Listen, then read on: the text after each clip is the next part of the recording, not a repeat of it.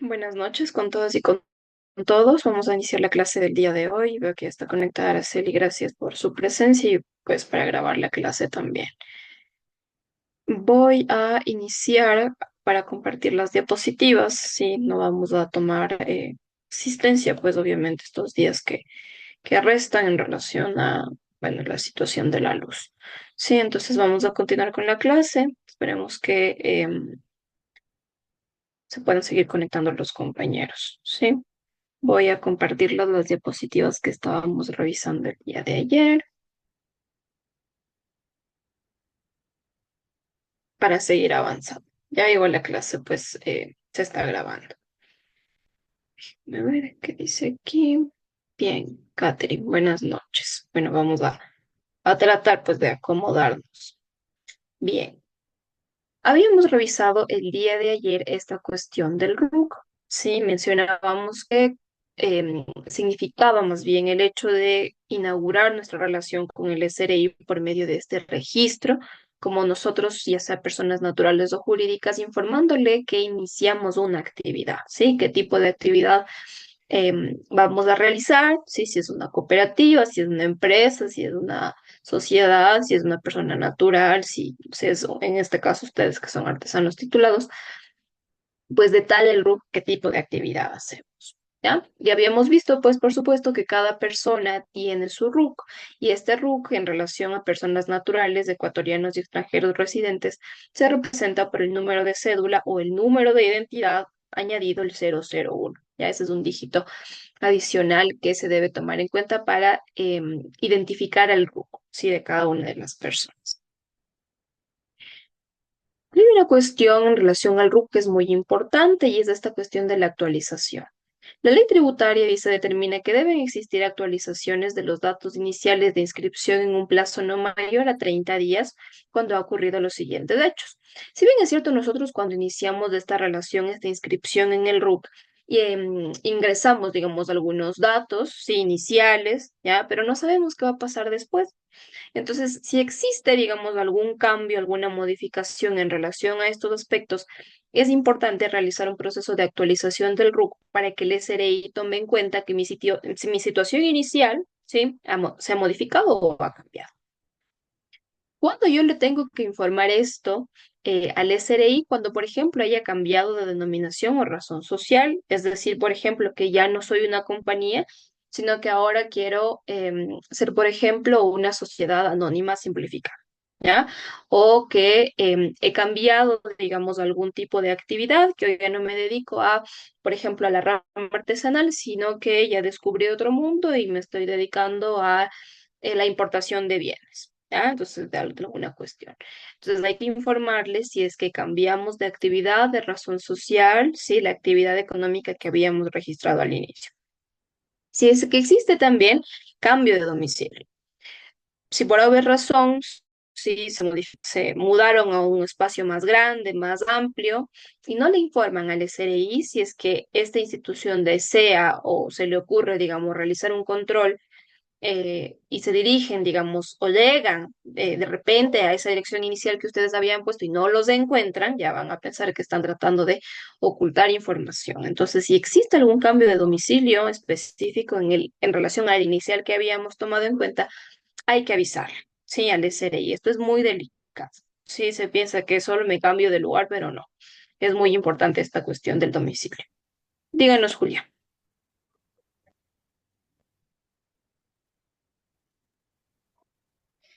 Doctora, buenas noches. Lo que pasa es que no se escucha bien, se escucha entrecortado. No sé si tal vez hay como tomarle en cuenta, Si ver me si se escuchan, mejora me un escuchan poquitito claro. porque No sé si es mi internet, tal vez, no sé. vea, no se entiende, no.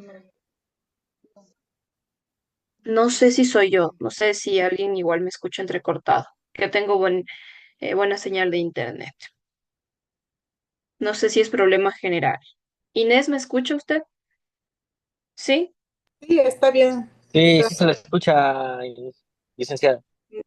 Perfecto, gracias, Jackson. Igual. Ya probablemente Sí se su escucha. audio. Ya muy amables, gracias. Cuando se opera también dice el cese de actividades. Si es que yo, por supuesto, ya inicié con una actividad y me fue muy mal. Sí, tengo que parar la actividad porque no me alcanza, digamos, las ganancias que estoy teniendo para lo que invertí. Entonces hay que avisarle también que cesaron actividades, que dejé de realizar esa actividad que yo estaba haciendo.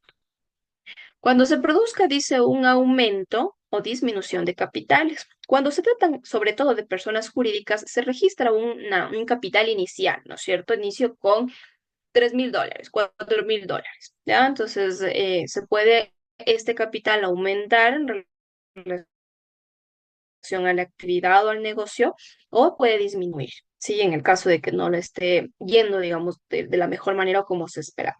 Entonces, este capital, sí es importante informarle al SRI si es que baja o sube por A o B razón.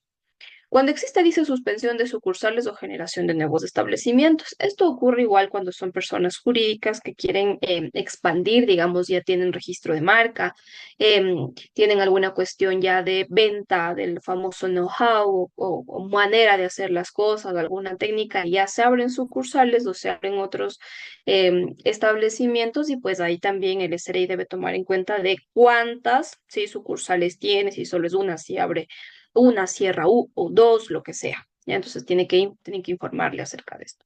Si es que existe cambio de tipo de empresa, lo que les decía, si es que inician siendo, por ejemplo, una persona natural, luego se convierten en una empresa, luego dicen, no, mejor nos vamos a la economía popular y solidaria, y cambian, digamos, de régimen en relación a las empresas, sí, o qué tipo de personas jurídicas van a eh, constituir, también hay que avisar.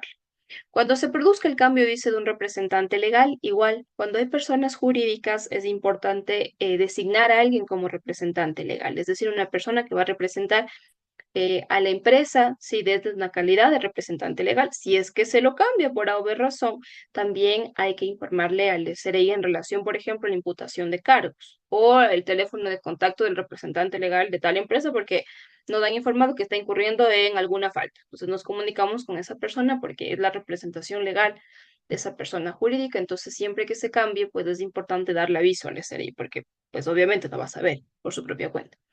Cuando se produzca, dice el cambio, ay, sí, ya vi, cuando existe, dice, extinción, obtención o cancelación de beneficios derivados de las leyes de fomento. Este numeral específicamente es el que a ustedes les corresponde, ¿sí? Esta obtención, si en este caso de beneficios derivados de las leyes de fomento, es en relación, por ejemplo, a los beneficios que otorga la titulación artesanal. Entonces hay personas que dicen, bueno, si ya tengo el título, tengo la calificación, el SRI seguramente sabe. Nada es seguro, ¿sí? Si bien es cierto, hay cruce de información entre el SRI, el Ministerio de Trabajo, el IES mismo, pero no siempre se da de la mejor manera. Entonces también hay que informarle, en el caso de que personas ya tengan aperturadas del RUC, tienen que informarles que han obtenido previamente ya la titulación, la calificación del taller y pues que gracias a eso ya se pueden registrar sus nuevos beneficios. En relación específica, específicamente al ámbito tributario, ¿ya? Ya vamos a ver, pues, cuáles son, digamos, porque los beneficios en relación a las diversas materias ya los vimos y ya los damos, ¿ya? Bien. Ahora, esta cuestión del RUC, pues como les dije, inaugura la relación o la inscripción que ustedes tienen que hacer en relación a su actividad y eso les convierte directamente en contribuyentes, ¿cierto? En sujetos de la obligación tributaria, sujetos pasivos, ¿ya? Quienes van a tener que pagar o cancelarle al Estado el monto que la ley determine. Hay un régimen especial para artesanos que abarca unas obligaciones generales y unas obligaciones de índole tributario que ya vamos a ver las generales en relación a lo que revisábamos en la legislación artesanal, por ejemplo, y las tributarias ya son un poco más específicas en relación ahora a la materia tributaria. Estas obligaciones generales y tributarias, como ya habíamos visto, son generales ya en relación a los artesanos titulados. Mantener, dice, actualizada la calificación por la Junta Nacional de Defensa del Artesano.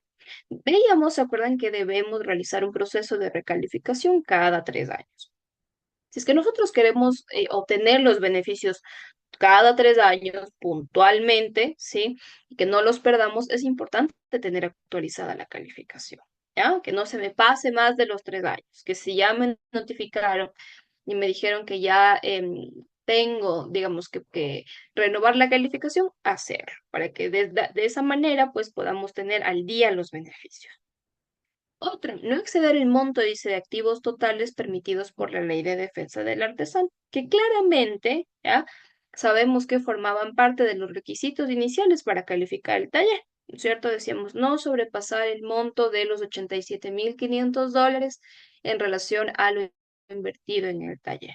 También, sí, porque en este caso, si es que se produce un incumplimiento, ¿se acuerdan cuando veíamos revocatoria de la calificación? Si no se están cumpliendo, ¿ya?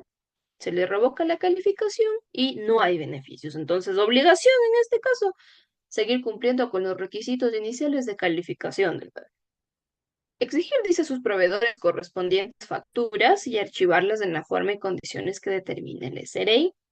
Todas las personas, sí, seamos o no contribuyentes, pues debemos estar en la obligación de exigir las facturas, ¿ya? Por cada compra o cada consumo que realizamos y pues archivarlas, dice, conforme la ley lo determina.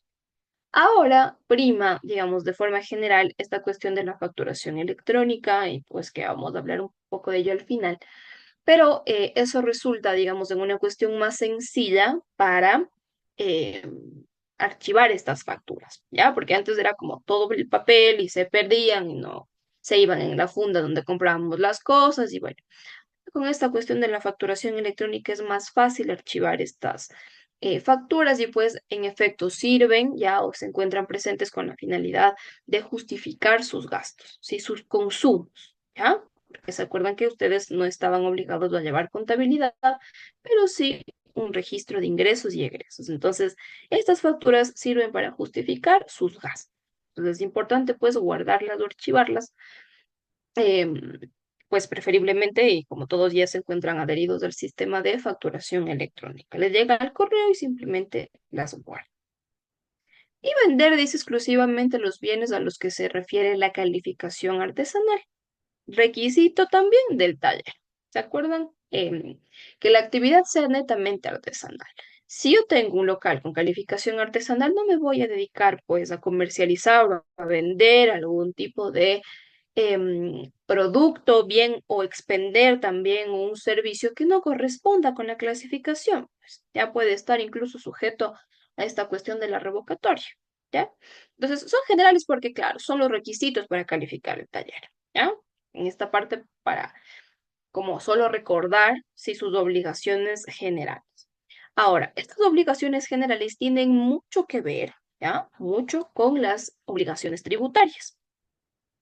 Estas obligaciones tributarias, dice, además de las obligaciones generales, para tomar en cuenta esta cuestión de las obligaciones tributarias, en primer lugar, deben inscribirse, ya es obligación y responsabilidad de ustedes, inscribirse en el RUC, en lo que acabábamos de ver, ¿no? En el Registro Único de Contribuyentes, ¿ya? Y decirle, informarle al SRI que ustedes, sea desde una persona natural o jurídica, van a iniciar realizando A o B actividad, ¿ya? Y que pues se van a inscribir en el RUC.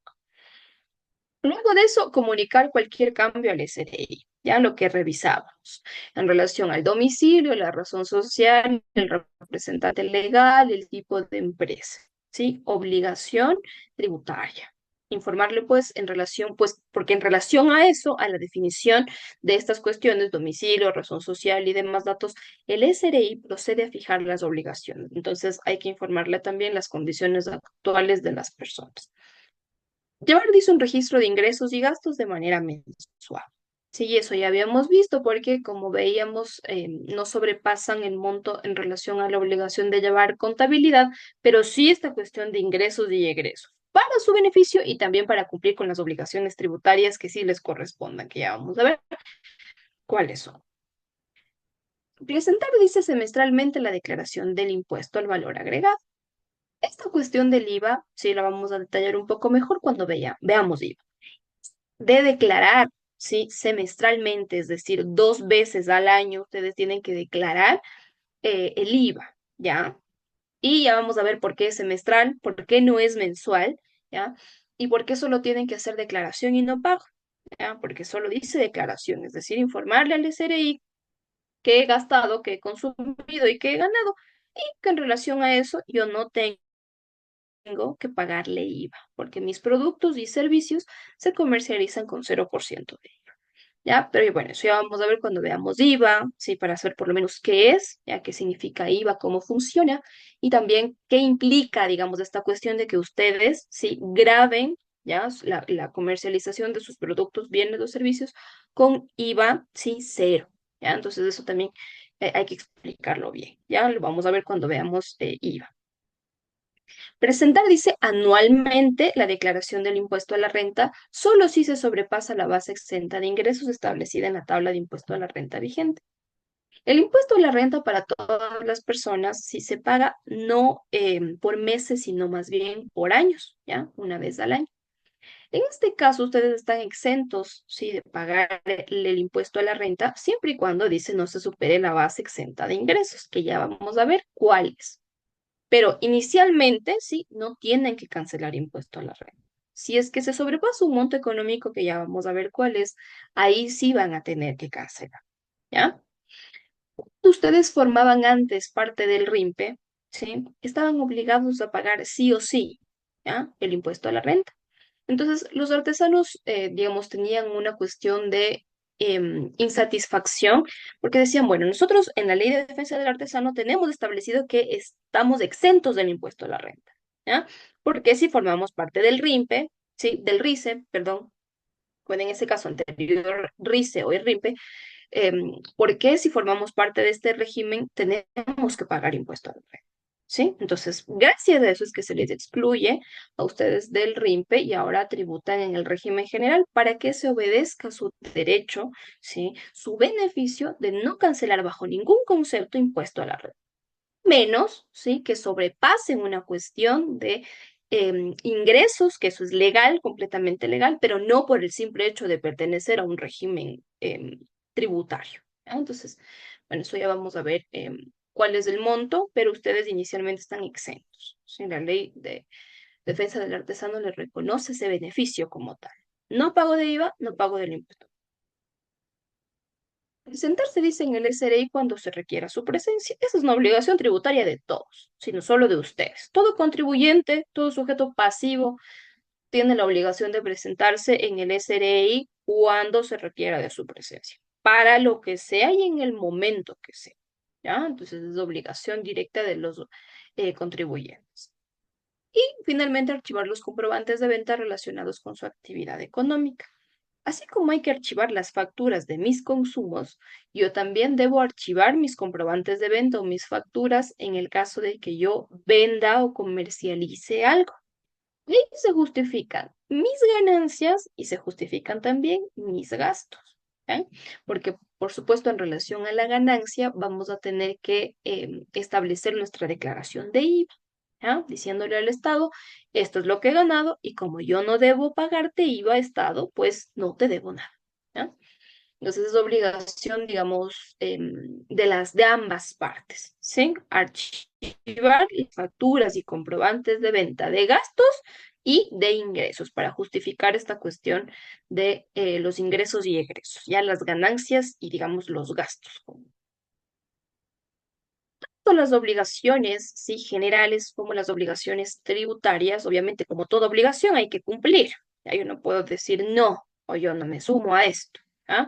Tenemos que cumplir porque en relación a eso se van a determinar, pues, el tipo, digamos, de tributos que vamos a tener que pagar. ¿Ya? Bien. Vamos a verificar esta cuestión de la facturación, sí, que es muy sencilla, pues se produce, digamos, en relación a, eh, sabemos, sí, específicamente que existen varios tipos de facturas, pero la facturación como tal, si el hecho de emitir facturas, supone la emisión de un comprobante de venta, ¿ya? Bueno, antes de seguir, dígame, Jackson.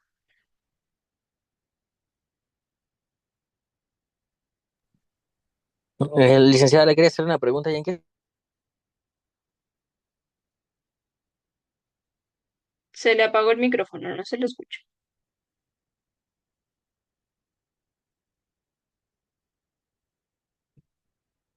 No se le escucha, Jackson, se apagó su micrófono. Uy, se fue. Tal vez tenía malo su internet. Jackson, ¿me escucha?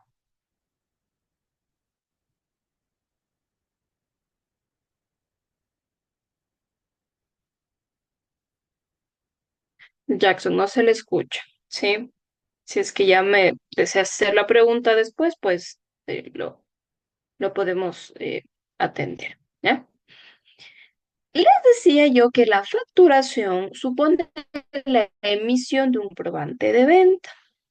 Hay varios tipos de comprobantes de venta y entre esos tipos de comprobantes de venta están las famosas facturas o notas de venta, que ya vamos a ver qué son.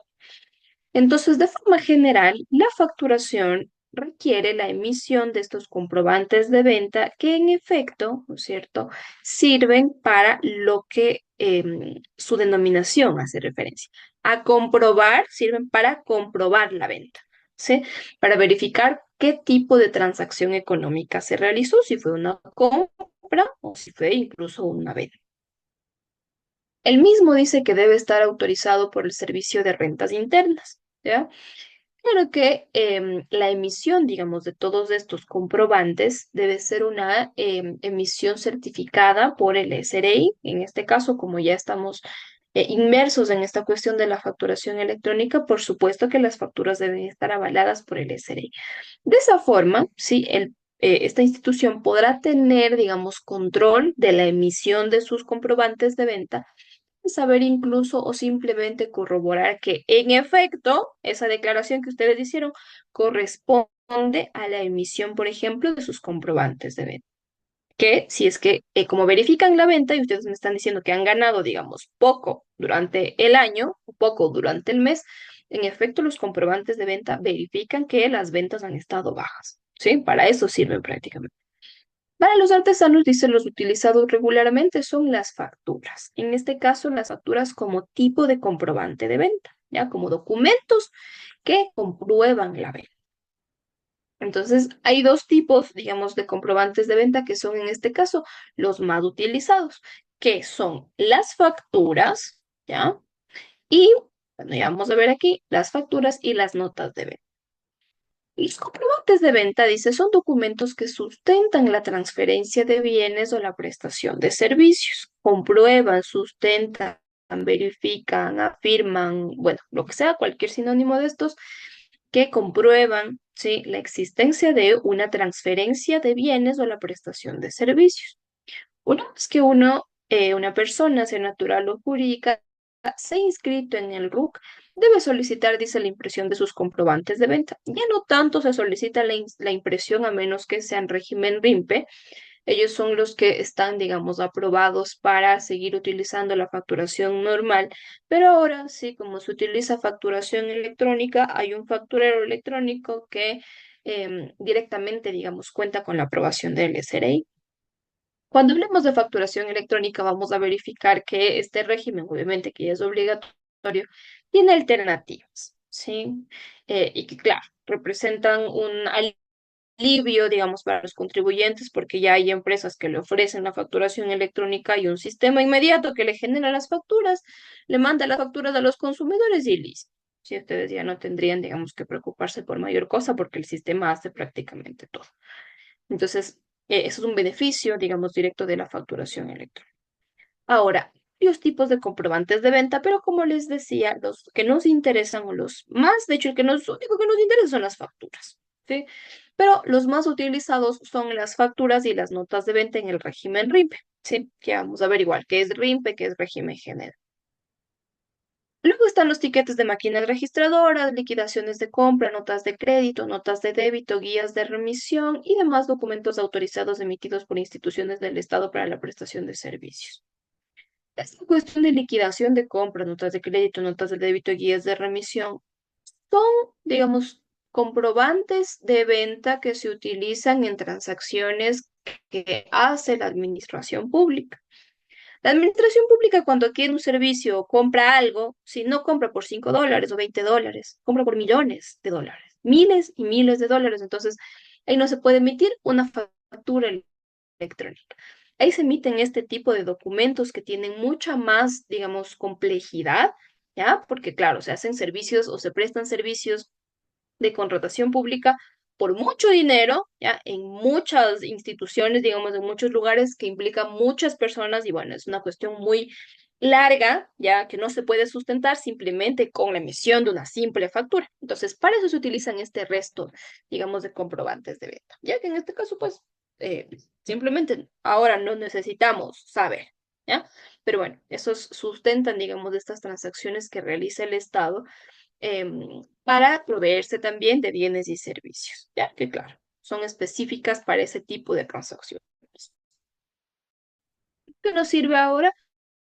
Son simplemente las facturas de venta que emite el régimen RIP. La diferencia entre estas dos, sí, es una diferencia bastante simple y muy marcada, digamos. Las facturas y las notas de venta RIMPE evidentemente son tipos de comprobantes de venta, ¿ya? Se entiende.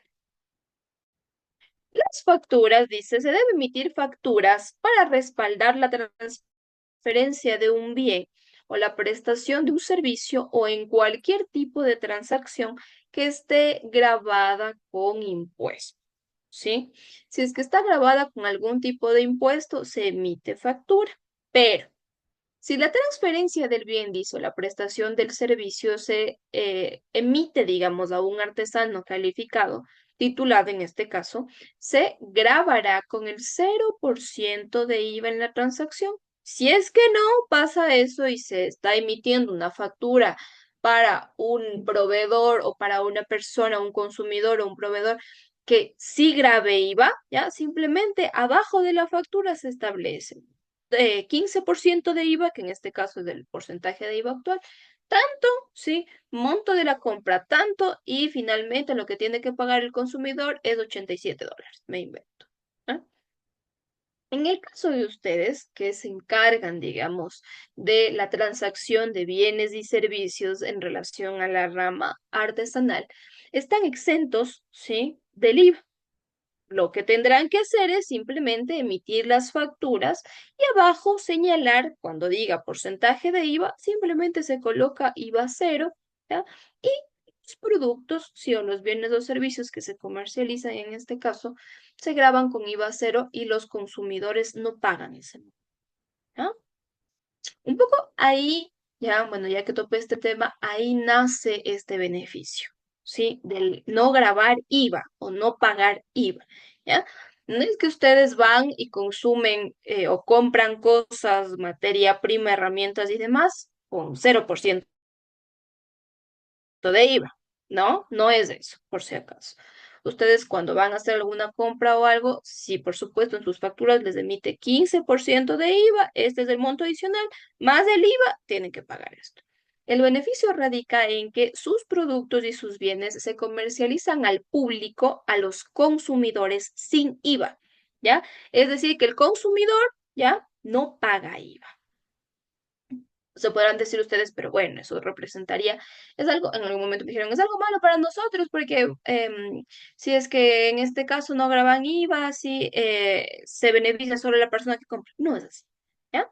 El IVA, aquellas personas que tienen que pagar, más bien que cobrar el IVA, no se quedan con el IVA, por si acaso. El IVA le devuelven al Estado, ¿ya? Entonces, ¿están perdiendo ustedes? No, pues, porque no le tienen que devolver al Estado. Estarían perdiendo si ese porcentaje de IVA se quedaría en sus bolsillos, ¿ya?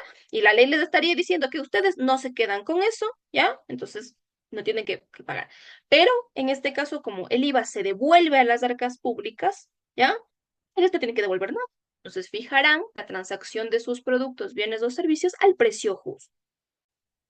Si les cuesta producir y materia prima y demás cuestiones $25, esos $25 le cobrarán al consumidor, ¿ya? Si les cuesta 15, 20, 40, 70, 80, ¿ya? Precios justos. Y en este caso no graban IVA, ¿ya? Lo que resulta también beneficioso para ustedes porque sus productos, bienes o servicios serán más atractivos a la vista de los clientes, que serán más baratos en comparación a aquellos que sí graban IVA y son más caros, ¿ya? Y esas personas que sí graban el IVA van a tener que devolverle ese porcentaje, sí, al Estado, ¿ya? Porque este beneficio, digamos, bueno, no es beneficio, este monto directamente le corresponde al Estado. Entonces, gracias a eso, si es que funciona esto como beneficio, ¿ya? Para ustedes el no grabar IVA. Pero bueno, ya lo vamos a tratar cuando veamos IVA específica, ¿sí? Pero simplemente en la emisión de factura se coloca IVA cero, porcentaje de IVA cero. En cambio, sí, las notas de venta, que también son comprobantes de venta, son emitidas exclusivamente por los contribuyentes inscritos en el RIMPE. Bueno, para hablar del régimen RIMPE y el régimen general, es importante justificar esto con montos, y ahí eso lo hacemos después. Bueno, saber, yo les dije ya desde ayer que existen dos regímenes para tributar. El RIMPE y el régimen general. El RIMPE anterior, RICE, ¿ya? Y ahora el régimen general. Ahora RIMPE y ahora el régimen general. RIMPE sí es el régimen impositivo para emprendedores y negocios populares. El otro régimen es régimen general, ¿sí? Aquellas personas que tributan en el RIMPE, ¿ya? Que son los negocios populares y los emprendedores, ellos sí están y más bien, solo de los dos, solo los negocios populares, solo ellos tienen la facultad de emitir, sí, todavía estas cuestiones de las notas de venta. Sí, el resto, pues, facturas. Y la diferencia con las notas de venta que se utilizan en el RIMPE dice que solo en aquellas transacciones inferiores a $12 en las que el consumidor no requiera de su nota de venta se podrá emitir un comprobante de venta que resuma dichas ventas. En primer lugar, ¿sí? Hay que tomar en cuenta que las notas de venta no graban IVA, ¿sí? Más bien, se utilizan para verificar transacciones que no graben IVA, ¿ya? En cambio, las facturas, sí, ahí se establece si graban o no IVA. Y las notas de venta, pues evidentemente solo sirven ya exclusivamente para el RIMPE negocio popular. El resto, todo el mundo emite facturas, ¿sí? Entonces ustedes, como ya no forman parte del RIMPE, están obligados a emitir sus correspondientes facturas. Esta cuestión que dice solo en aquellas transacciones inferiores a $12 en las que el consumidor no requiere una nota de venta, sirven para, por ejemplo, justificar gastos pequeñitos que se hacen en una tienda, por ejemplo, en un mini market, ¿ya? Que se paga, digamos, en este punto, ya se consume, digamos, compras pequeñitas en los mini markets, entonces las personas que las venden pueden anotar eso en una misma nota de venta e ir haciendo sus pequeñas cuentas, ¿ya? Porque digamos que por una libra de arroz, si una cola de 3 litros, no voy a emitir una nota de venta. Entonces las personas pueden ir ahí anotando, digamos, de estas cuestiones en relación a los consumos del RIMPE, ¿ya? Que se hacen aquí en negocios populares que son pequeñitos, ¿ya?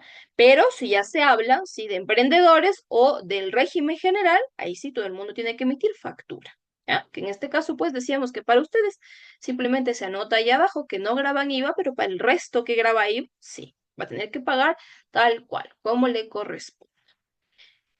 Estas dos son las más frecuentes, ¿sí? Más las facturas, ¿sí? Porque no todos pertenecen al RIMPE.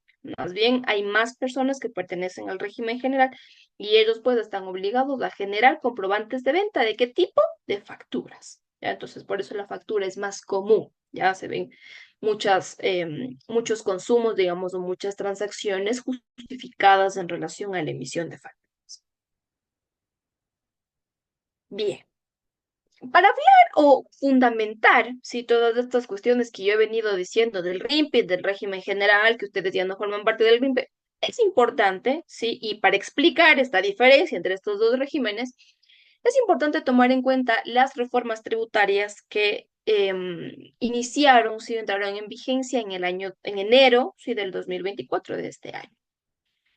Estas fueron producto, digamos, de una modificación que realizó el expresidente Guillermo Lasso a mediados del año 2023, me parece que julio, creo, o junio, y que entraron en vigencia, sí, a partir de enero de este año, ¿ya?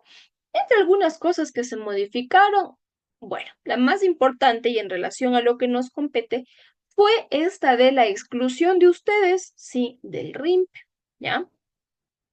Vamos a ver. Digamos, justificar esto. Como yo les decía, las personas o los contribuyentes se tributan en dos regímenes, ¿ya? El régimen RIMPE y el régimen general. ¿Por qué hay esta división en relación al principio de progresividad que revisábamos ayer? Cada una de las personas tributa en relación a su condición económica. Quien gana más, tributa más. Quien gana menos, tributa menos. Entonces, vamos a dividir, sí, a estas personas en dos grupos, ¿ya? Para saber qué tiene que tributar o qué obligación tributaria cumple cada quien, ¿ya? Desde ahí un poco nace esta división. ¿ya? Entonces, cada uno pues sabrá, según sus ingresos económicos, si el SRI le designa en RIMPE o si le designa en régimen general. Este régimen RIMPE, ¿sí? Como les decía, es el régimen impositivo para emprendedores y negocios populares.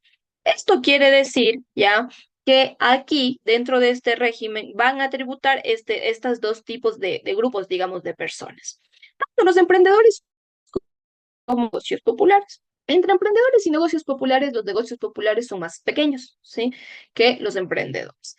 Ambos, digamos, están constituidos, digamos, o contemplados en el RIMPE, ¿ya? Porque no sobrepasan un valor específico, que ya vamos a ver cuál es, que divide, digamos, a estos dos grupos de las personas o las personas naturales o jurídicas que tributan en el régimen general, ¿ya? Las modificaciones, digamos, tributarias que entraron en vigencia en el año 2024, este año, fueron producto del Decreto Ley Orgánica para el Fortalecimiento de la Economía Familiar. Sí, esta ley, como les decía, o este proyecto de ley, estas reformas fueron presentadas por la administración del expresidente Lazo, y entre los cambios más significativos estuvo este, ¿ya? Bueno, obviamente esta es la reforma, ¿no? Bueno, pero se dice artículo 9 sustituyase el 97.3, ¿ya? Pero lo que nos interesa es el artículo en sí, ¿ah? El artículo actualmente en vigencia del 97.3 hace referencia al RIMPE, ¿ya? Y nos explica, digamos, no en palabras simples, porque la ley tributaria es fatal, pero nos explica, ¿sí? ¿Qué es el RIMPE? ¿Sí? ¿Qué personas, qué grupos de personas, ya, forman parte del RIMPE? Entonces, lo que yo les he explicado, sí, de estas dos personas, está aquí en este artículo, pero en palabras legales, ¿ya? Y con montos específicos. Dice entonces, ya, lo que les dije en palabras simples está aquí, lo voy a leer. Ámbito subjetivo, es decir, ¿qué personas forman parte del RIMPE? Sí, que es de lo que estamos hablando ahorita, según la ley, ¿ya? Según la ley del régimen tributario, sí, eso significa LRT, ley del régimen tributario interno. Nos dice que se sujetarán a este régimen. ¿A cuál régimen? Al RIMPE. Los sujetos pasivos, dice, personas naturales y sociedades con ingresos brutos anuales hasta $300,000 de los Estados Unidos de América. Entonces, déjenme utilizar este marcador para escribir.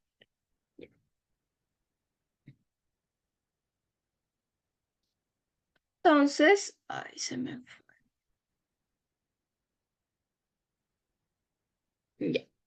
Entonces, eso quiere decir que hay un monto, ¿sí? Bueno, hay un monto, ¿sí? Que... Ahí estoy con muy poquito espacio. Y ya. Bueno, que hay un monto, sí, que separa, ya, específicamente el RIMPE del régimen general. Y ese monto, sí, son los $300,000. Bueno, sabrán comprender que estoy con el mouse. ¿Ya? Los $300,000. Este es el monto que separa, ¿ya? Específicamente de este régimen, el régimen RIMPE, ¿ya? Del régimen general. Por eso dice aquí, los sujetos pasivos y las personas naturales y sociedades con ingresos brutos anuales hasta $300,000, sí, de los Estados Unidos de América. Hasta, ¿sí? Régimen RIMPE hasta $300,000. Y eso quiere decir que, pues, las personas que forman parte del régimen general tributarán de 300,000 para arriba. Pero yo les decía que dentro del régimen RIMPE, sí, se encuentran dos grupos de personas, los emprendedores y los negocios populares. Dentro de este régimen, dice, del régimen RIMPE que estamos tratando, constituyen, dice, negocios populares, el primer grupo, Los negocios populares, aquellos sujetos pasivos o personas naturales que tengan ingresos brutos existentes de hasta $20,000, ¿sí? De los Estados Unidos de América. Esto son emprendedores. Quiere decir esto, ¿sí? Que dentro del régimen RIMPE, ¿ya? Los negocios populares, ¿sí? Deben tener un monto de 0 a $20,000, ¿ya? Ay, no sé qué pasa. ¿Ya? Hasta, digamos, los $20,000, ¿sí? Y de $20,000 para arriba hasta el tope, que son los $300,000, constituyen los emprendedores. ¿Ya? Este 20,000 y estos 300,000 representan, digamos, cifras divisorias. Entonces, los negocios populares sí van a estar constituidos o formarán parte de este régimen desde 0 a $20,000. Y como también forman parte del RIMPE los emprendedores, ellos serán desde los $20,000 que que acaban los negocios populares hasta el tope que son los $300,000. ¿Ya?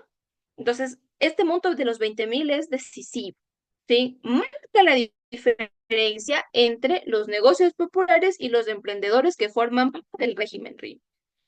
Simplemente al régimen general van aquellas personas o personas naturales o jurídicas que tengan ingresos, ¿sí? Superiores a los $300,000.